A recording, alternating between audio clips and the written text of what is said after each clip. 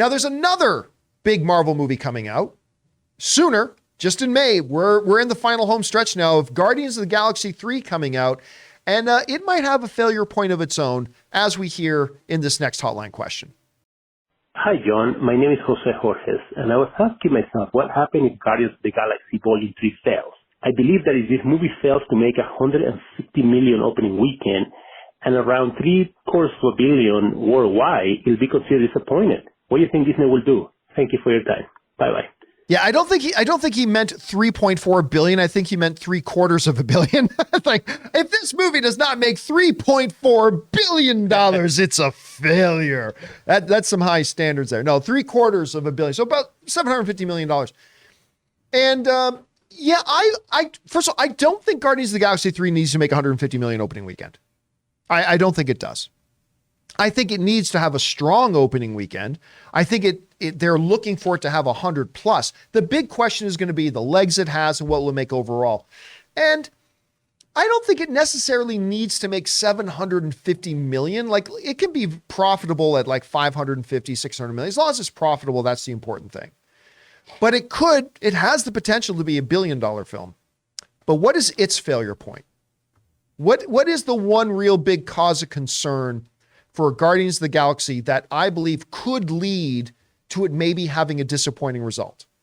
Because you know me, I'm a big James Gunn fanboy. I'm excited about this movie. Can't wait to see it. But I think if there is a potential for it to trip up, and if there is a potential for it to come under 100 million opening weekend or under 700 million at the box office overall, I think its failure point is this.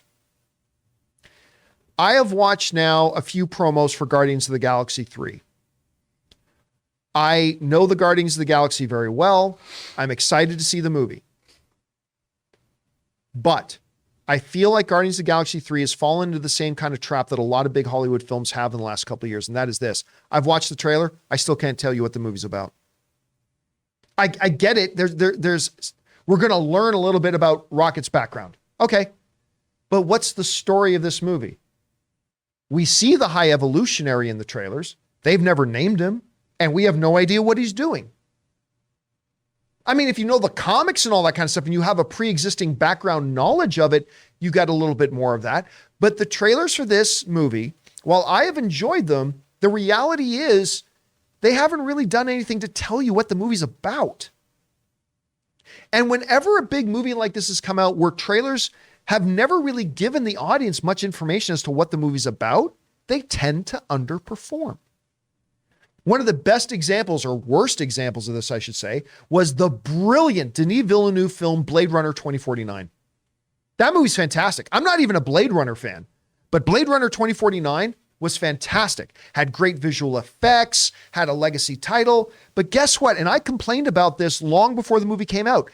You could watch the trailers for Blade Runner 2049 and you never had any idea what the movie was about. Now listen, I'm not talking about what some people say. Well, what do you want them to give the whole movie away? No. There is middle ground between not letting the audience know even remotely what your movie's about and giving everything away.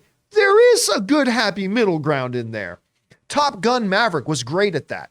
Top Gun Maverick's advertising did a great job of kind of laying out, here's what's happened. This is the story of it. Now come find out what happens, right? That's what a good trailer should do. And that's how they really nailed the Top Gun Maverick marketing. And I feel like Guardians of the Galaxy 3 right now is kind of fallen into that same trap that other movies like a Blade Runner 2049. And ultimately what happened with Blade Runner 2049? It tanked. Now, I'm not saying Guardians of the Galaxy 3 is going to tank. Not at all. As a matter of fact, it could be the next $1 billion club film. Totally could be.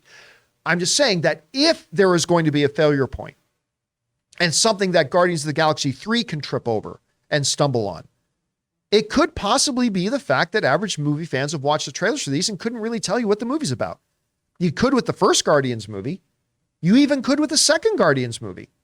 But with this one, we see the High Evolutionary. The average audience doesn't even know that that's the bad guy. So yeah, if we're going to look at the upcoming Marvel films, the Marvels and Guardians of the Galaxy 3, and what could be their tripping points, what could be those failure points? I think for the Marvels is going to be the fact that it's a movie that people are going to have to do background homework on. They're going to have watched the Disney shows, and not everybody has, and that could be a problem for them. With Guardians of the Galaxy 3, I think it's something different. I think it's the fact that their marketing, while been kind of fun, hasn't actually told the general audience, here's the basic thing of what the movie's about. Here's what the movie's about. And they haven't told us that. All we know is that we're going to get some background on Rocket, and that's about it. Anyway, guys, question is for you.